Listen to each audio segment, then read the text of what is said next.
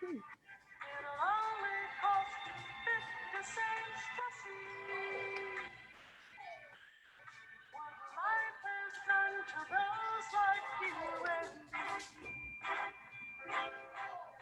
So we could mute video and our own sound for about 5 minutes, Jenise, and then we'll come back on in 5 minutes. Is that okay? Uh-huh.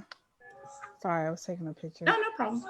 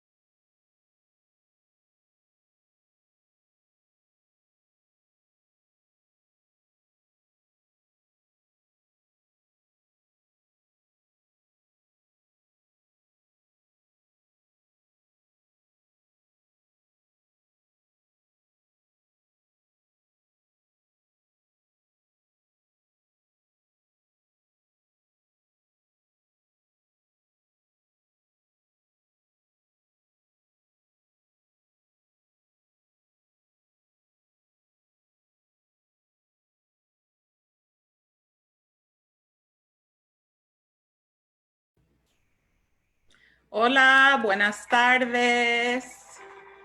Thank you so much to, let me stop my música. Okay. Thank you so much to Jenise Miller for joining us today for the La Palabra live poetry reading. So give me 1 second. Let me get set up here. Before we begin, I want to give a shout out to Kathy Gallegos, the director of Avenue 50 Studio. Also to Jessica Ceballos Campbell. She does the interdisciplinary programming at Avenue 50 and always promoting arte y cultura. Muchas gracias, mujer, and always available to help. So a few housekeeping notes. This is a one-woman show. Technically, I apologize in advance for any technical challenges that may arise.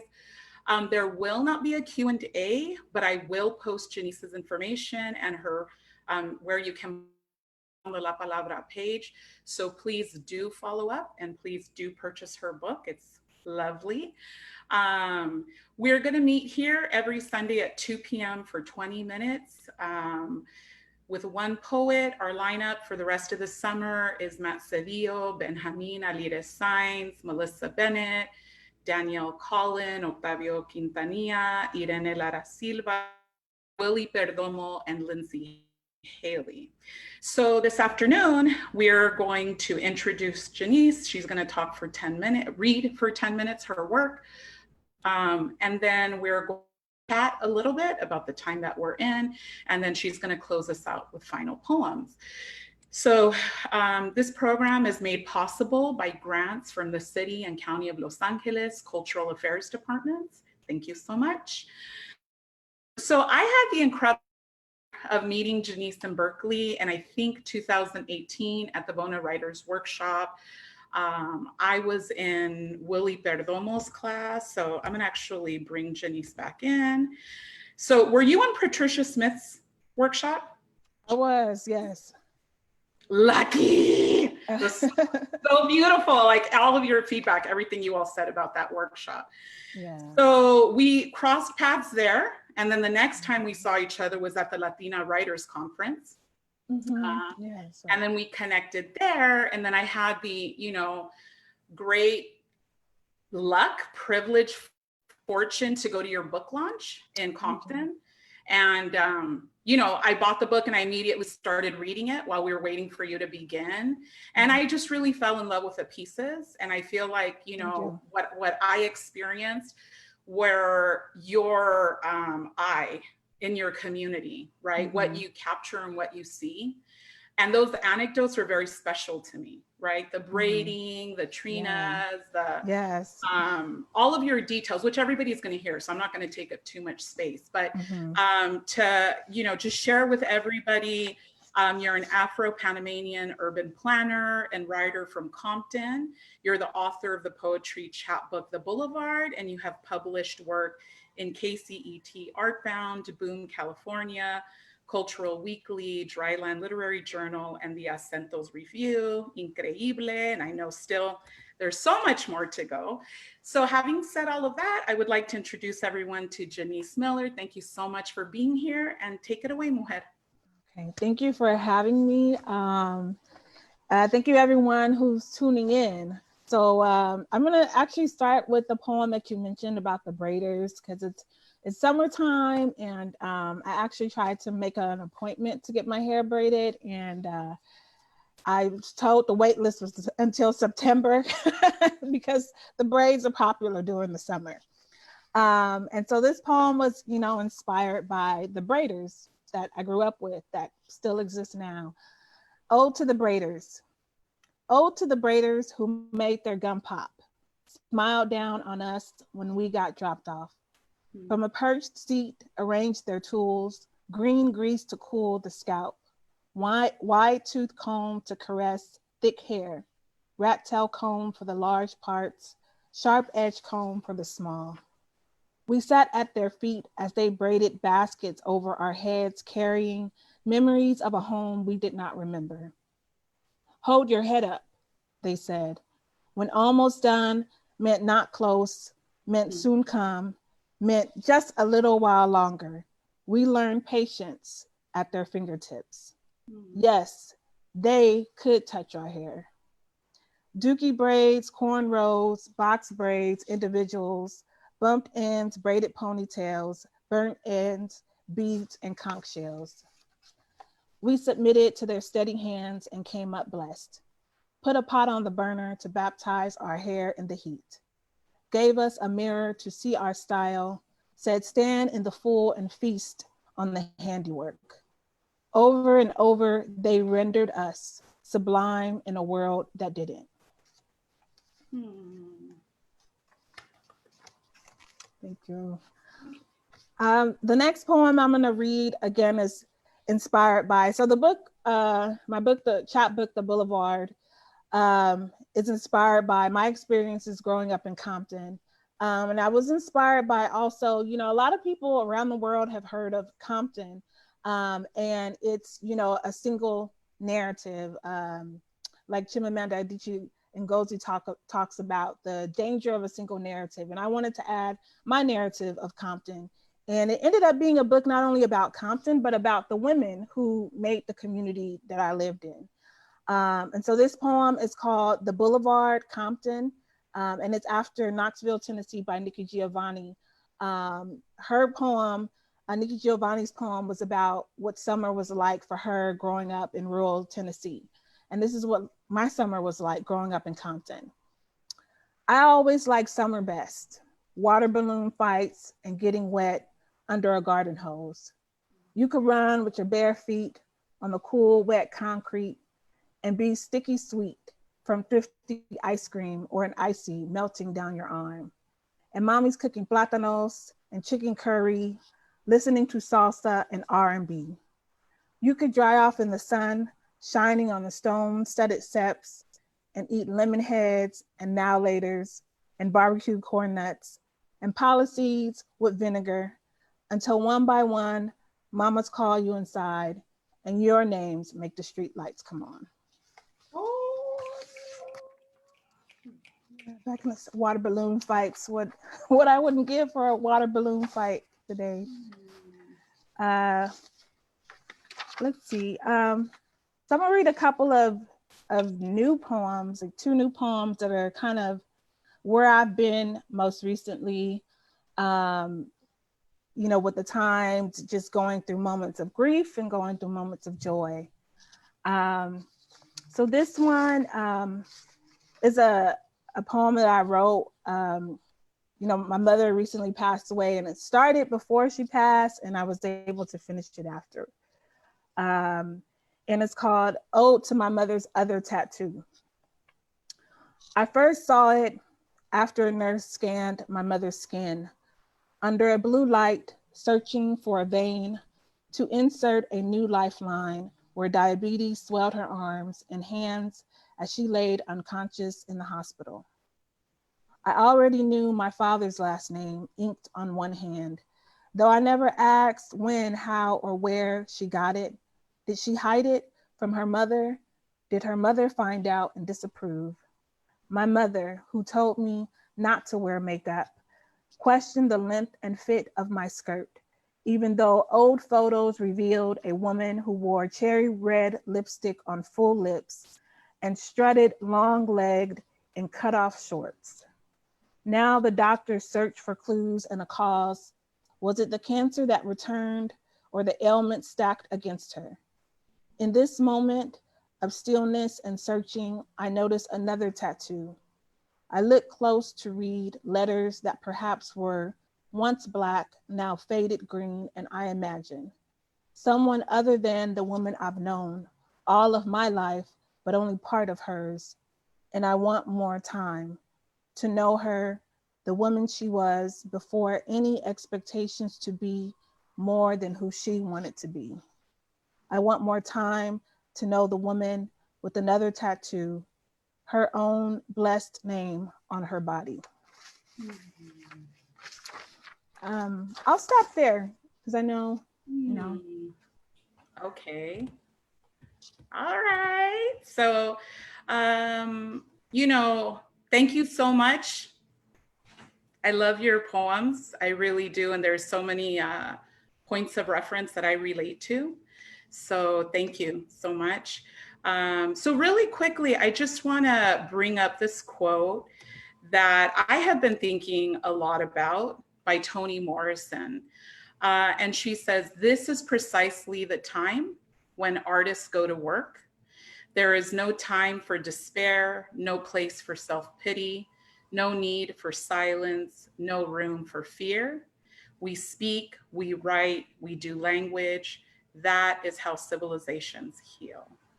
So, you know, I know that we're inundated with media and stories and Twitter and everything, all the print that's circulating.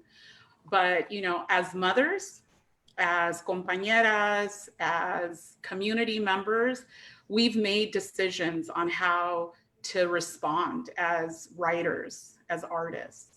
And so I wanted to ask you, based on that quote from Toni Morrison, how are you continuing in your art, or what's come up for you in your writing and your reading? Well, what's come up for me, like there have been times where it was difficult to write. Like the writing just wasn't coming. And I kind of found like when I was in the midst of feeling something in particular, whether it be sadness or rage, like I had to just feel what I was going through, and I wasn't able to write. Like, you know, when my mother passed, like she was actually ill for like a year. You know, I couldn't write. In the beginning, I was actually writing, and I actually completed the chapbook even while she was, you know, sick, because she, you know, was the place. Really, my mother was the place that I was writing about as well. But as she continued to get more ill, and like even like right now, like Toni Morrison passed away this year, and we've had some civil rights leaders who passed recently, and there's just like this grief. So I found that when I do come out of the, you know, the feeling of the emotion, I've been writing about like grief, you know, and reflecting on and about people who were close to me or important to me who like passed away, and seeing them in a different way than maybe I saw them even when, you know, they were, you know, active and alive. But then also, I have another poem that I can share before we wrap up, inspired by my children. So I have two little girls. They are 6 and 3. The 3-year-old is turning 4. And my 3-year-old is like, talk about joy and grief. She gives me the business every day, because she's going through that phase of like tantrums and expressing her emotions. And but they, you know, kids, they really require you to be in the moment. Like today, right now, I need something right now. I want something.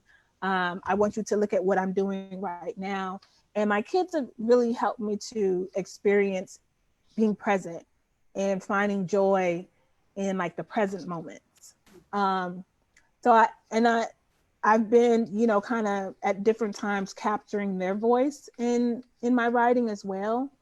So I feel like right now what I'm mostly writing about is either joy or grief. And there, you know, those two, you know, as I was going through with my mom, I just realized like, you know, you have to experience both. You have to. There's joy and grief. You can't just have grief. You can't just have joy. And so that's what I'm pretty much, when I do write or something comes up, that's what it's about. Yeah, I took on some online teaching courses this summer, and I'm like, oh my God, why did I do that? And they're all courses I've never taught before. So I'm like prepping for 4 courses, but plus with my children. So there is a part of me that's like, you know, it's nonstop. There's so much happening. And then on the other hand, I'm so thankful that there's so much happening to be in the moment, right? To have to respond, to be with my students. To be with my son. So, you know, it feels like, you know, and I don't want to say all hell is breaking loose, because it's been broken loose for like 500 years, right? So I'm not going to say like it's all going crazy, because it's been crazy, but we're definitely at a time of transformation. And as like an ordinary person, it's like, how am I living this moment? But it's like day by day, and it's in the moment. So for exactly what you said. So thank you so much for being with us. And then, you know, if you could please, you know, share your last poems, you know, for this session.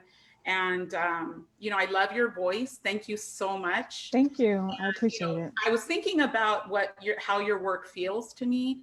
And it feels like what home should feel like. It just, it feels like home. So thank you so much. And thank you for joining us today. Yeah, it was fun. And it's just a little appetizer. It's nice. Definitely. Okay, so I'll read, let's see.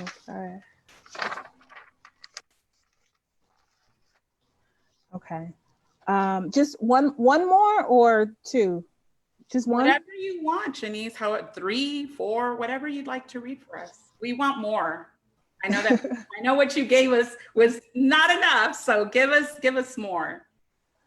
Okay, I'll do two. So I'll end with the one that was inspired by my daughters, but I'll do this quick one that I wrote for a project that's supposed to be coming up.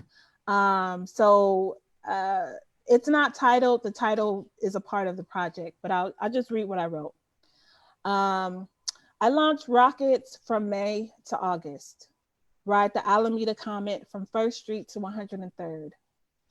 I sit on a sunset stoop, sip café con space juice, remember how Judy Baca leaped tall white buildings and made them brown. I stand in front of a black-eyed door on Figueroa and braid the North Star in my child's hair. I plant dreams under orange trees while the boss dogs in the front yard bark down boss hogs on the boulevard. I march on freeways and rap in the streets about how we want to be remembered as more than a memory. I think about moving away. Instead, I'll take a Charles Dixon spaceship from Watts Towers and cruise the infinite palm trees. Okay. There's my snack. So this last poem, like I said, was inspired by my daughters. Like I had done my hair in Bantu knots, like the little knots, and you do it all over your hair. And I didn't realize that they've never seen that style before, or that they've never seen me with that style. This is like the first time they had seen it. So this poem is called Bantu Knots. My daughters gaze wide-eyed at my hair. They've never seen this style in their 3- and 5-year-old life. Ooh, mommy, your hair, they say, as they count and name them. Rocks on a moon, ladybug polka dots, 199 bouncy buns, bushes on a summer sun, grassy day. I resist the urge to correct, offer a label other than what they have divined. There is no enlightenment better than their own. They are correct to fascinate over what grows from our heads. I am a mother who dreams my children free to bless and name new their own wondrous selves. Thank you. Thank you. Thank you so much. Okay, so thank you everybody for joining us today. I will put Jenise's information on the La Palabra Facebook page, and we'll see you next Sunday at 2 p.m. Benjamin Alires Sáenz will be joining us to read his work. Have an amazing Sunday y hasta pronto. Hasta luego. Gracias. Thank you.